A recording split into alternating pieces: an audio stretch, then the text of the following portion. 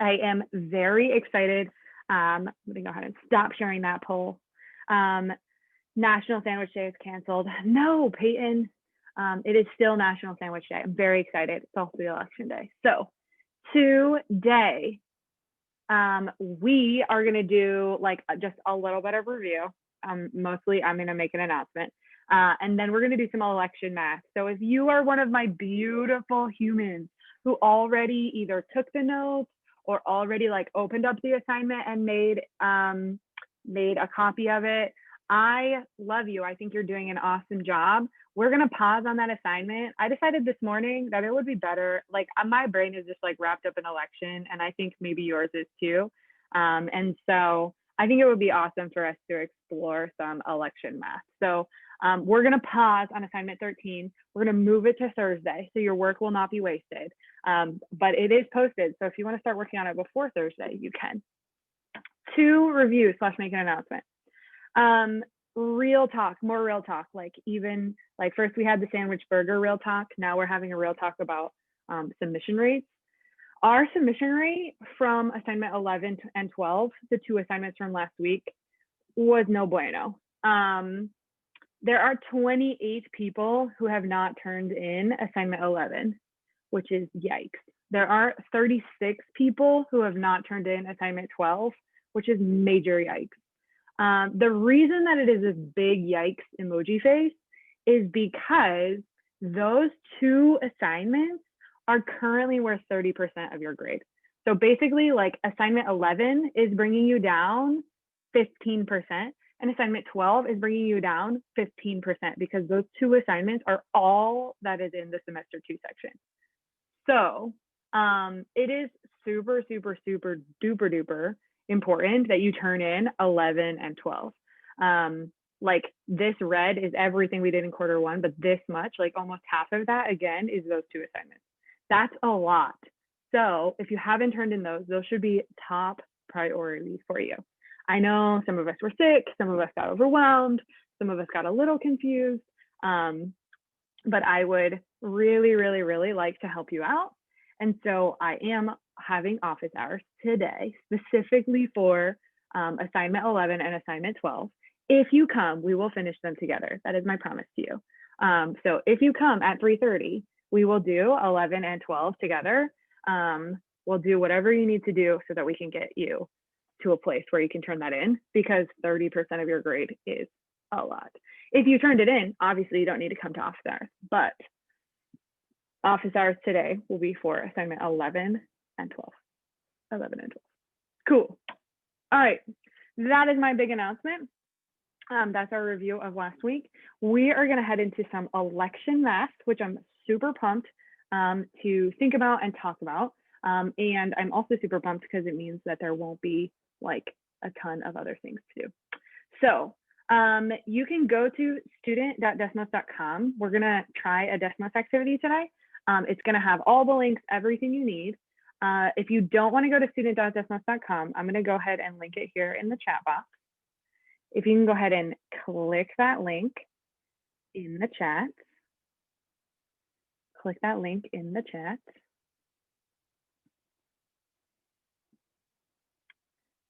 Click that link in the chat.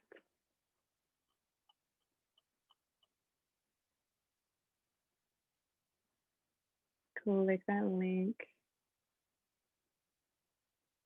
It's the one that said vote, right? I think so. Did you vote? Moses, I'm not 100% about what your question is asking. So everyone is going to this link. And if you still need attendance, it is there. Everyone's headed there.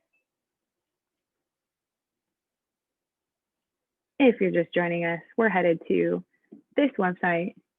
You can use this, or you can just click on the link that I put it there. I'm gonna go ahead and stop sharing. We are gonna jump in together. Very excited. Let me view my dashboard, see how many people are here. You don't need to get started. We're gonna get started together. Thank you for asking that question. All right. Loading, loading, loading. All right, you should make sure that you got your name in there, which is awesome.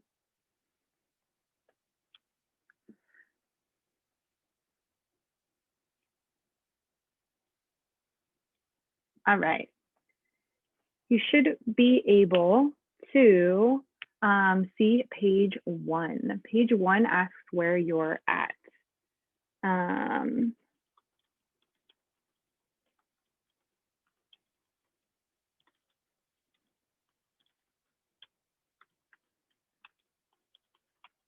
All right. Sebastian says you need to download it. That seems strange. It should just be a website. Try clicking out of there and just going back to the link. All right. So for clarity, you are on slide 1. Everybody should be on slide 1. You can see what slide you're on in the top center box right there. And when you click on it, you should see something that says, where are you at today? And you're going to see a graph, right? You're going to see that graph. And when you look at the graph, you're going to see that there is negative at the bottom and positive at the top, right? Negative at the bottom, positive at the top. Negative at the bottom, positive at the top. And then blah, blah, blah. You'll see tired at the bottom, energetic at the top. You see negative and positive. So you're going to choose where you're feeling. If you're feeling positive and tired, maybe you're feeling negative, but you're also feeling energetic. It looks like from our overlay that we're kind of all over the map. Not a lot of us in the negative energetic side, but many of us in that positive side. Some people are feeling over the election. I feel that. Some people are feeling concerned or anxious. Some people are thinking about what might happen after the election, for sure. Some people are tired. Some people are nervous. Anxiety sometimes makes us sleepy. I hear that for sure. When you're finished with screen 1, you can go ahead and click on to screen 2. I'm going to go ahead and screen share here. All right, so you're going to see on slide 2, you're going to see a map, right? You're going to see a map. It's red and blue. And you're going to write down as many ideas as you can about what you notice or what you wonder. So things that you notice. So something I noticed, there's red on the map. Something else I noticed, there's blue on the map. Some other things I noticed. There's some places where it's really red. There's some places where it's really blue. Right, so you can go ahead and take a few moments there. You're going to write as many ideas as you can.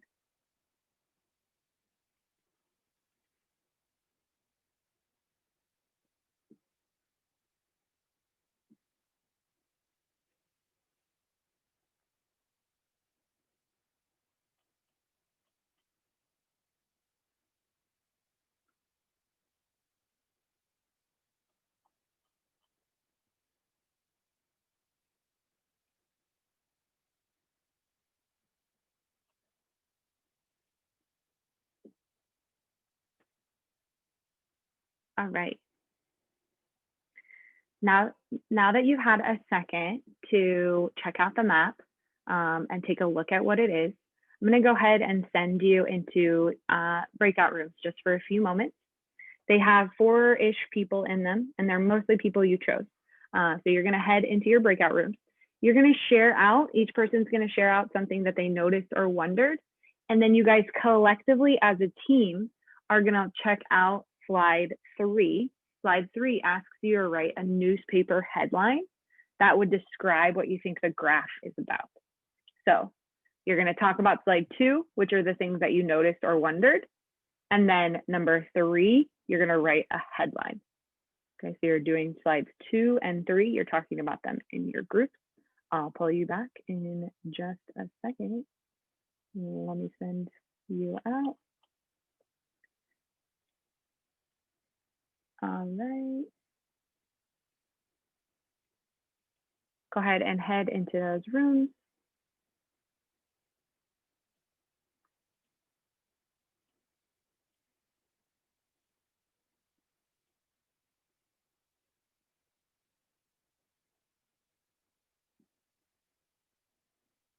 Go ahead and head into those rooms. Talking about slides 2 and 3. Slides 2 and 3.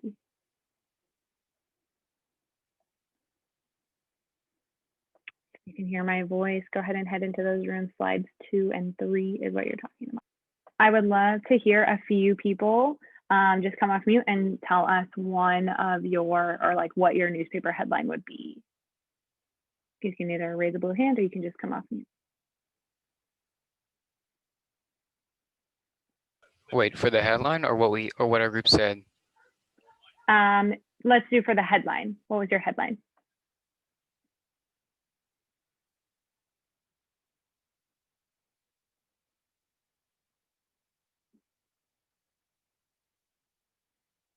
Sebastian, why don't you share what your headline for your group was? Oh, I just wrote so much red. That's all I wrote. Much. Nice. Nice. Amy in the chat said Republicans versus Democrats. Love that. Sounds good. All right. Took mine, yeah, for sure. So I'm gonna go ahead and let you guys can now click on slide 4. So slide 4, what you've been looking at is an election map from 2016 by county, so each of those little white squares that you can see is by county. The red wave or red invasion, that's funny. So then you can see the blue ones are the counties that went to the Democrats, won by Democrats, and the red ones are the squares that are counted for Republicans. The actual title was an extremely detailed map of the 2016 election. I like your guys' titles better than that title. So awesome job. Go ahead and we're gonna move to, so give me 1 second, actually. I'm gonna bring us back here. I'm gonna go ahead and share a video. It is 5 minutes long, so we're gonna watch this video together. And at the end of it, you guys are gonna go back to your breakout rooms and you're each gonna share out one thing that you learned from the video, okay? One thing that you learned. So I'm gonna go ahead and share my screen so that we can see it. It should be queued on up here. All right, we'll make it happen.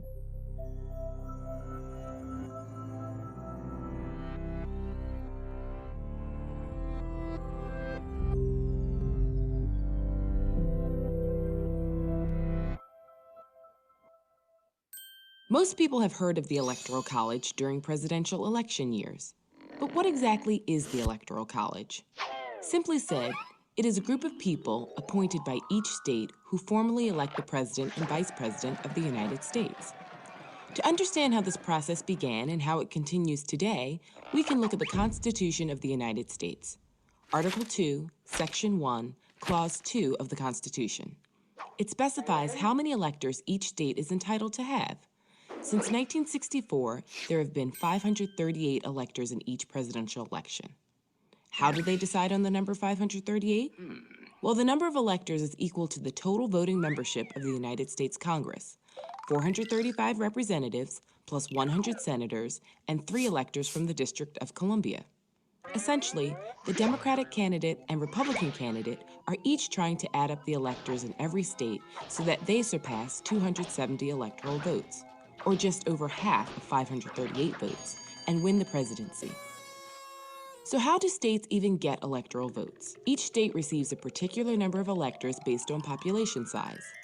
The census is conducted every 10 years, so every time the census happens, states might gain or lose a few electoral votes. Let's say you're a voter in California, a state with 55 electoral votes. If your candidate wins in California, they get all 55 of the state's electoral votes. If your candidate loses, they get none. This is why many presidential candidates want to win states like Texas, Florida, and New York. If you currently add up the electoral votes of those 3 states, you would have 96 electoral votes. Even if a candidate won North Dakota, South Dakota, Montana, Wyoming, Vermont, New Hampshire, Connecticut, and West Virginia, they would only gain 31 electoral votes total from those 8 states. Here's where it can get a little tricky.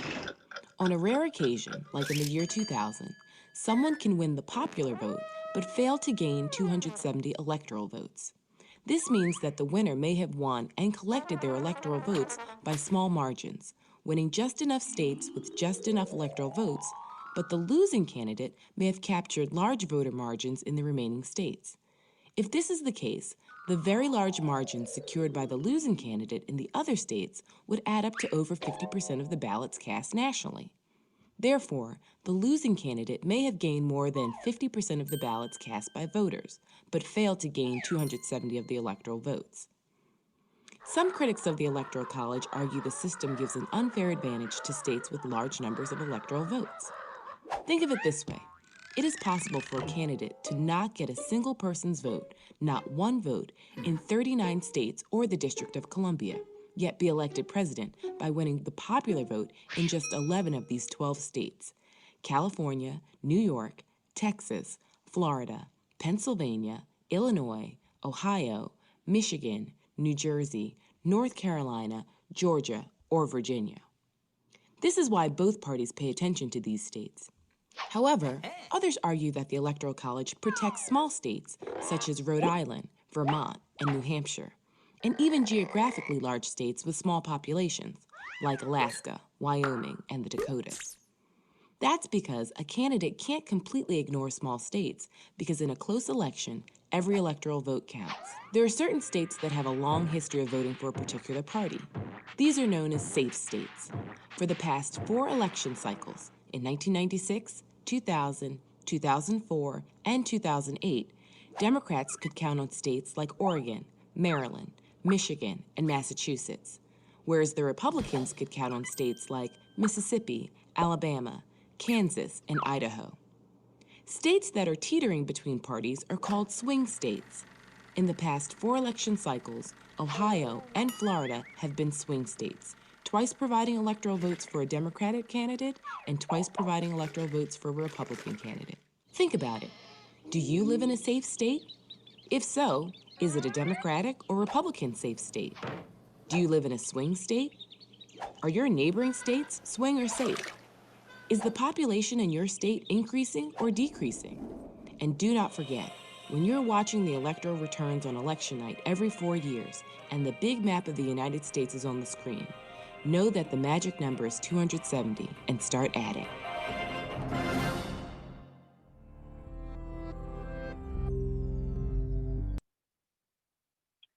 All right. So I'm going to go ahead and allow you to check out slide 5. Let me go to that student view here. I'm going to send you back into your breakout room. You're going to share out one thing that you learned from the video.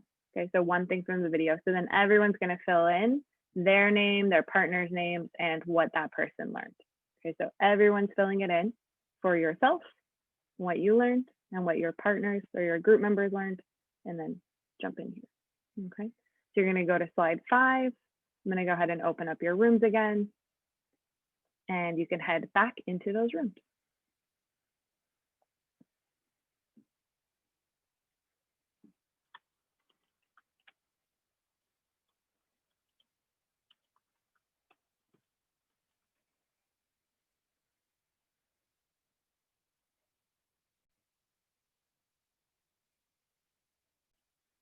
Hello, everyone. Welcome back. I'm really enjoying reading the things that you are sharing that you have learned from that video, which is awesome. I'm going to have us go ahead and move to slide 6.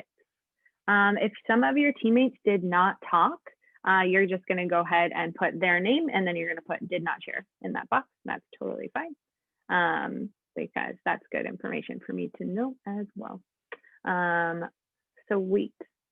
So if you could go to slide 6, right? So screen 6, you're going to go ahead. I'll share my screen here. You're going to see something that looks like this.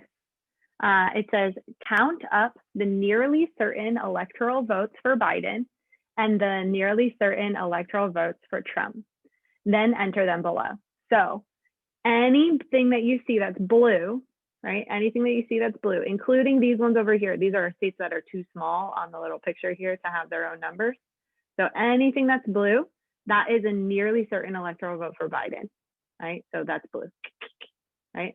Nearly certain electoral votes for Trump are in red. So you're going to add up the red numbers, and that's what you're going to put in Trump section.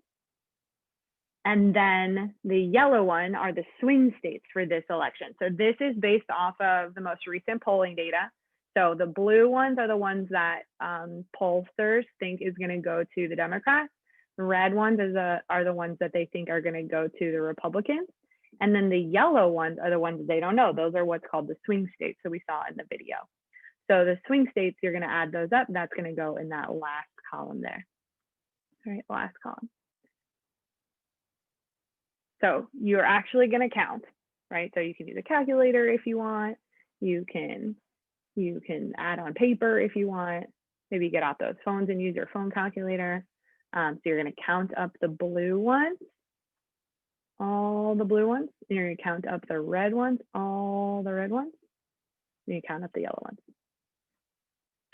You'll see in Nebraska and in Maine that they have like lines through them. That's because in Nebraska and Maine, not all of the Electoral College votes go to the same person. So you'll see some of those. You'll see that information right down here. So you can count them up right here. The numbers inside, yeah.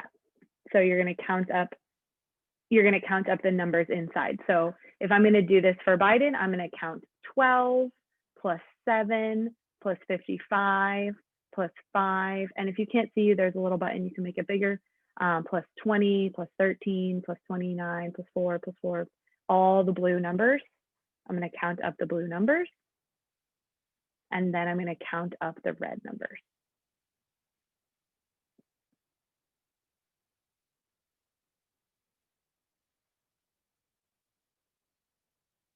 Does anybody think they got the numbers here?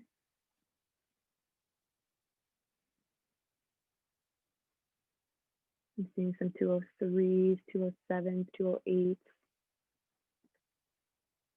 They're not going to be exactly the same.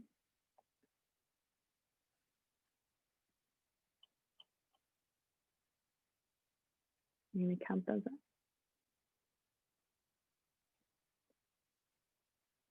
You don't have to do it in your head, not a mental math. You can definitely use a calculator if you need to. I definitely would. So let's see. We can do it. We have 12 plus 12 plus 7 plus 55 plus 5, 13. Probably shouldn't say these numbers out loud. They're probably throwing you off.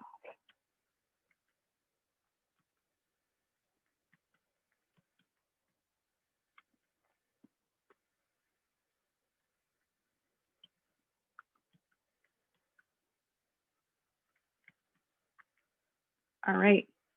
I got 207 for my blue ones. So for blue, I got 207. I think some people are agreeing with me, which is awesome, 207. Then you're also going to count up the red ones and count up the yellow. When you're ready, you can go ahead and click over to number 7. It says, what does this phrase mean and why is 270 significant? So you're thinking back to the video.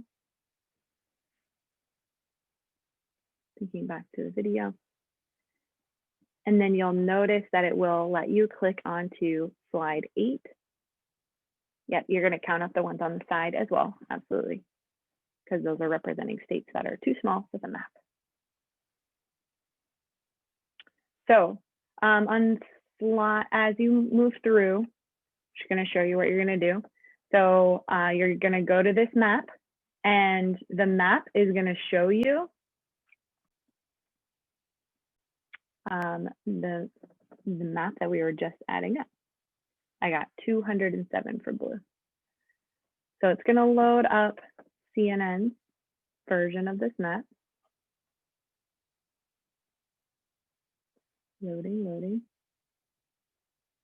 And what you're going to be able to do is click on the yellow ones. You can click on the yellow ones and they will change colors. So you can find a way, see which states would have to turn blue in order to make Biden win. So I can get close. Let's say, I don't think he's going to win Texas. Maybe I think he's going to win Colorado, maybe. Right, that's getting him close. Maybe he wins Nevada, right? Oh, super close. He needs 270 to win. So maybe he wins North Carolina, right? So in this situation right here, Biden would be the winner because he got to 279, right? So then on my Desmos, when I go to number 9, I'm going to take a screenshot. And just like this person did here, I'm going to post that screenshot into my election map. So you're going to take a screenshot for one way to Biden to win. And then you're going to go ahead and reset your map, which is right here. And you're going to find, this will take you back to like the reset version. And then you're going to go ahead and turn some of these red so you can figure out a way for Donald Trump to win, right? So you're looking for one way for Biden to win and then one way for Trump to win, okay? One way for Biden to win and one way for Trump to win. You can go ahead and proceed at your leisure, right? You're clicking through, you're gonna follow the directions. Doing a great job. Lots of exploring.